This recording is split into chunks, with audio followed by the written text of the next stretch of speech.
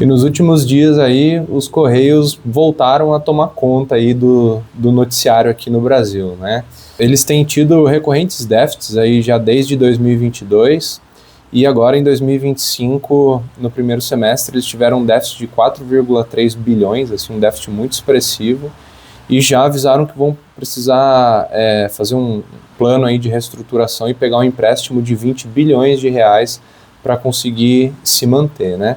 E sempre que aparece coisa dos Correios na mídia, assim, começa aquele debate sobre privatizar ou não os Correios, né? E aí esse debate, ele é infindável, porque ele transcende a questão dos Correios especificamente, e ele vai para o debate sobre privatização ser bom ou não, né? Então você vai ter gente que é a favor de privatização e ele vai falar que o Correio tem que ser privatizado, porque ele gosta de privatizações no geral, e a pessoa que é contra a privatização e que vai falar que o Correio não tem que ser privatizado porque ele não gosta de privatização. E aí esse tipo de debate, cara, ele é um debate no geral assim muito pobre, muito raso, as pessoas fazem comparações esdrúxulas, geralmente compara maçã com banana, compara contratos, né, modelos de contratos que não tem nada a ver uma coisa com a outra, e aí seja para defender ou seja para criticar, né? Dos dois lados eu acredito que esse tipo de discussão ele ainda está bem raso. E aí eu decidi trazer aqui um pouquinho a respeito aí dessa literatura, que é mais talvez até direito ou administração pública, né, sobre privatizações, no caso, porque tem diferença entre modelos de contrato, não existe só privatização, né, o próprio título aqui já diz, tem parcerias público-privadas, concessões, tem diferença na maneira que você operacionaliza essa transferência, né, do setor público para o privado, e hoje eu gostaria de explicar um pouquinho melhor aqui para a gente tentar qualificar um pouco o debate. Então vamos lá.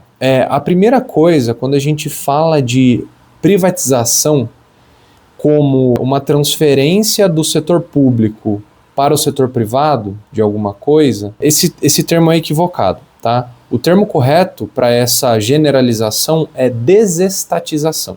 Tá? Então, se o setor público transfere um bem ou um serviço para o setor privado, isso é chamado de desestatização, não é privatização. Tá? E aí a desestatização vai ter várias ramificações.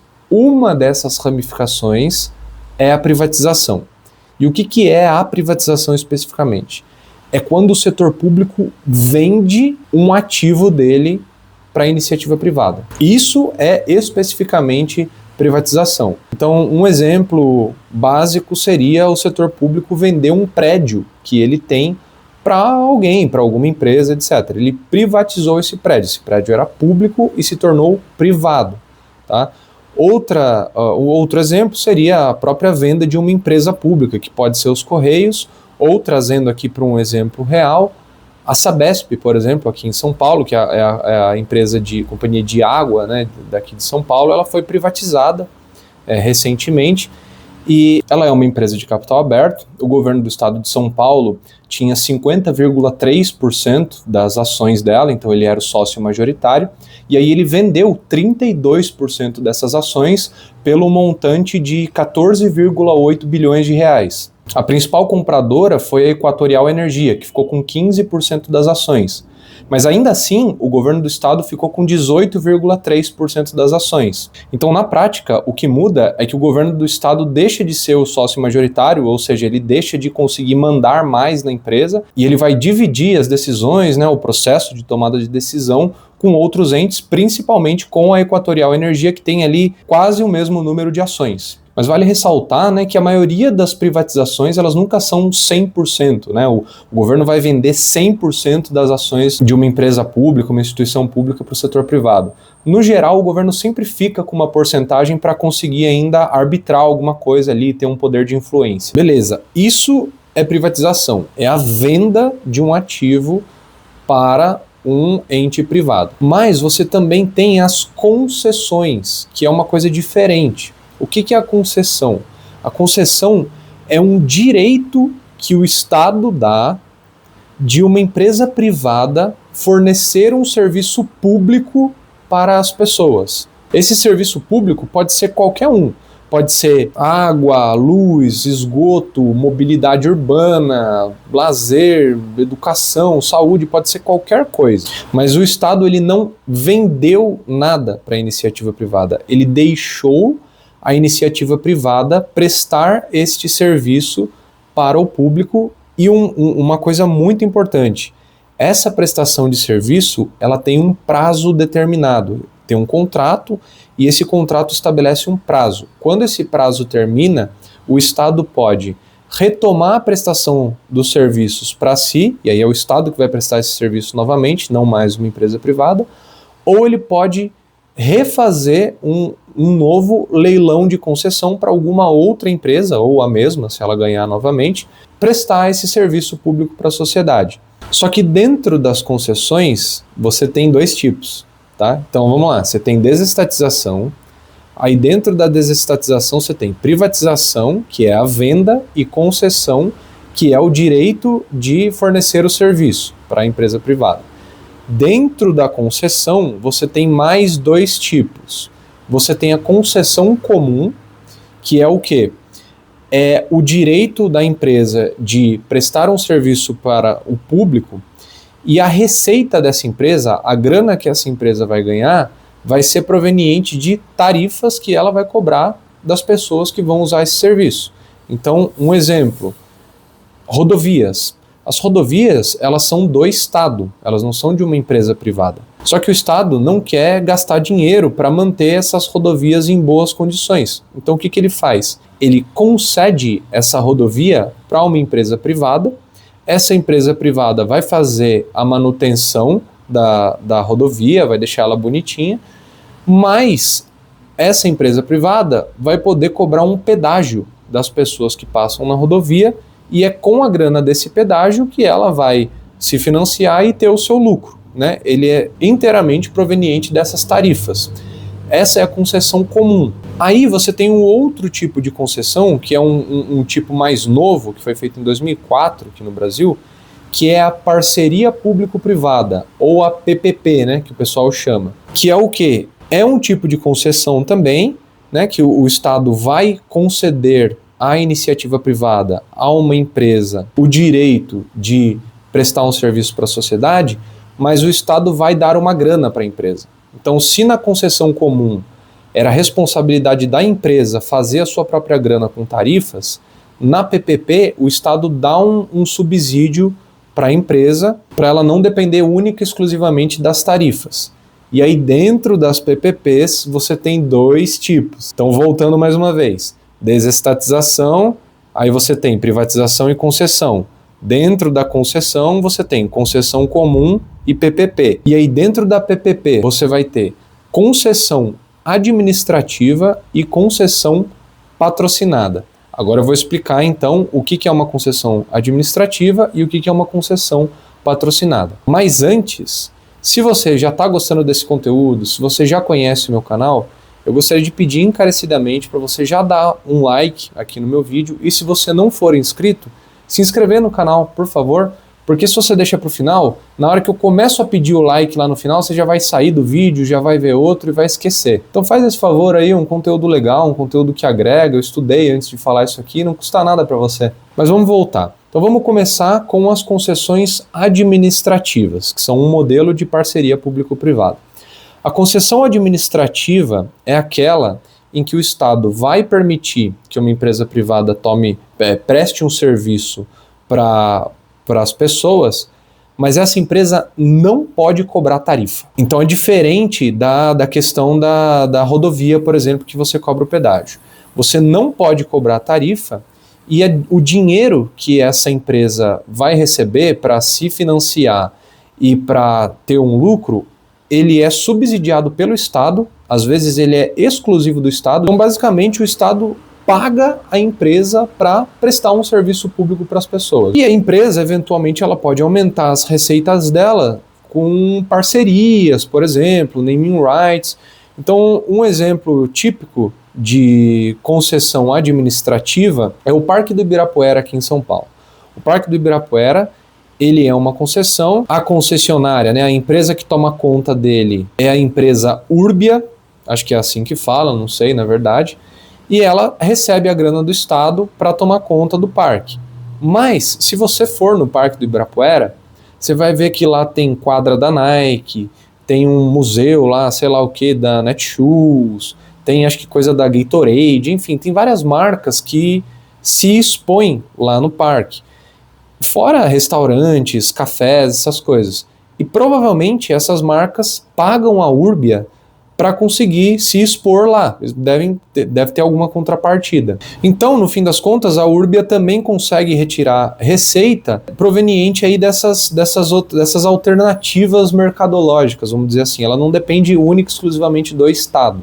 Mas, se você for no Parque do Ibirapuera, você não paga nada para entrar, não existe tarifa, tá? Você vai usar o serviço lá e você não vai pagar nada. E por último, você tem um tipo de PPP que é a concessão patrocinada.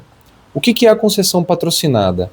É quando a empresa que toma conta ali, que vai prestar esse serviço, ela recebe uma grana do Estado, mas ela também pode cobrar tarifa. Então, geralmente, o que isso quer dizer na prática? Que o Estado, ele subsidia uma parte da tarifa. Então, o exemplo típico disso é transporte público, né?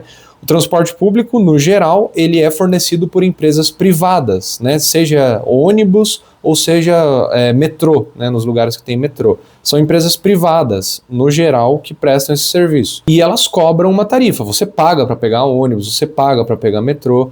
Só que você pagaria mais se a receita dessa empresa fosse única e exclusivamente proveniente das tarifas.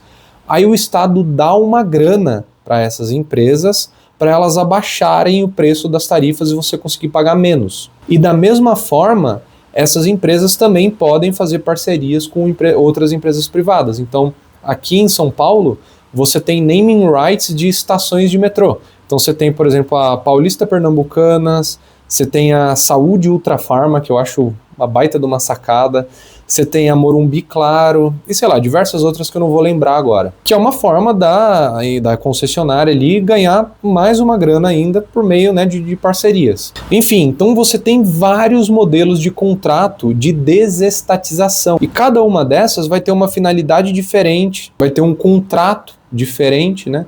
Às vezes o cidadão vai pagar, às vezes o cidadão não vai pagar, às vezes o Estado arca com mais, às vezes o Estado arca com menos. E aí você pode me perguntar o seguinte, né?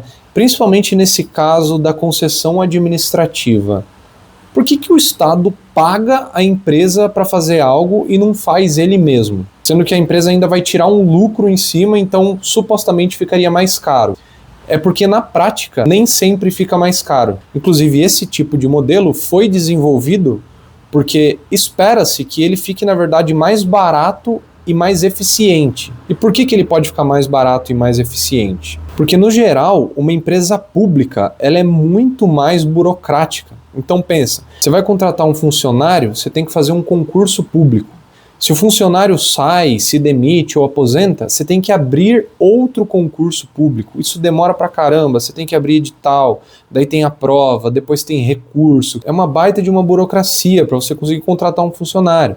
Aí você tem plano de carreira. O plano de carreira da iniciativa privada, no geral, ele premia mais a produtividade, esse tipo de coisa. Aí eu nem vou entrar muito aqui, que eu sei que muita gente vai ser crítica, ou muita gente vai ser a favor, para dar uma treta, mas tem planos de carreira diferentes e na iniciativa privada o foco é muito maior na produtividade, o que pode tornar o serviço mais eficiente. Se você for precisar adquirir equipamentos, por exemplo, então, sei lá, o Parque do Ibirapuera lá, se ele é gerido por uma empresa pública, né? Aí, quebrou lá, sei lá, as traves do gol da quadra lá. Você vai ter que comprar outras traves, você vai ter que fazer uma licitação, aí você vai ter que fazer um pregão eletrônico, aí as empresas vão dar lá o menor preço, aí entra com recurso de novo, é tudo mais moroso, é tudo mais burocrático, é bem mais difícil. Fora que muitas vezes acaba ficando mais caro também, porque o Estado, no geral, não é muito bom de poupar dinheiro quando ele vai fazer compra. E a empresa privada, no geral, ela foca em fazer mais com menos, né, gastando o mínimo possível. Então, às vezes, por mais que o Estado tenha que dar o dinheiro da operacionalização dela e o lucro, isso fica mais barato do que o Estado prestar o serviço inteiro. Então vale a pena fazer concessão, vale a pena privatizar? Cara, depende do contrato. Se você fizer um contrato ruim de concessão, por exemplo, que é esse exemplo que a gente está dando aqui, eventualmente vai ficar mais caro e mais demorado do que se o Estado prestasse o serviço, ou a qualidade vai ser pior, ou o lucro que a empresa vai estar tirando vai ser muito alto. A privatização pode ser mal feita também, a gente tem diversos casos de privatização mal feita, só que a gente também tem ótimos casos, né? Você tem vários cases de sucesso, e assim, essas modalidades de contrato, elas não foram desenvolvidas aleatoriamente por alguém que falou assim, tive uma ideia, vou fazer. As pessoas estudaram, os administradores públicos, as pessoas que vivem para estudar isso falaram, olha, esse tipo de contrato aqui dá para fazer que otimiza o serviço público. Só que depende sempre dessa questão contratual. E é por isso que eu acho que você ser veementemente contra ou a favor privatizações, concessões, esse tipo de coisa, é algo quase que irracional, porque vai depender do contrato. Se o contrato é bom e o serviço está sendo bem prestado, por que você vai ser contra? E da mesma forma, se o contrato é ruim e as pessoas estão sendo maltratadas pela iniciativa privada, por que você vai ser a favor? Mas cada caso é um caso, certo? E aí você tem modelos de boas práticas de fazer isso que também, assim, é bem recorrente na literatura. Enfim, galera, tentei trazer aí algumas informações que podem dar uma ajuda nesse debate, né, que é um debate super acalorado, que as pessoas são muito a favor ou muito contra, um debate muito ideologizado. É lógico que a gente pode ter as nossas preferências, as nossas ideologias, mas o ideal seria sempre a gente dar uma olhada no contrato mesmo e nas experiências anteriores. Você tem experiências internacionais, você tem experiências nacionais, e tentar ser o mais pragmático possível para a gente conseguir prestar um bom serviço para a população, né? Então, se você gostou desse conteúdo, se você acha que faz sentido, se inscreve no canal, deixa um like aí e comenta aqui. Você acha que os Correios seriam melhor administrados se eles fossem privatizados? Ou não? Ou depende do contrato? Valeu e até mais!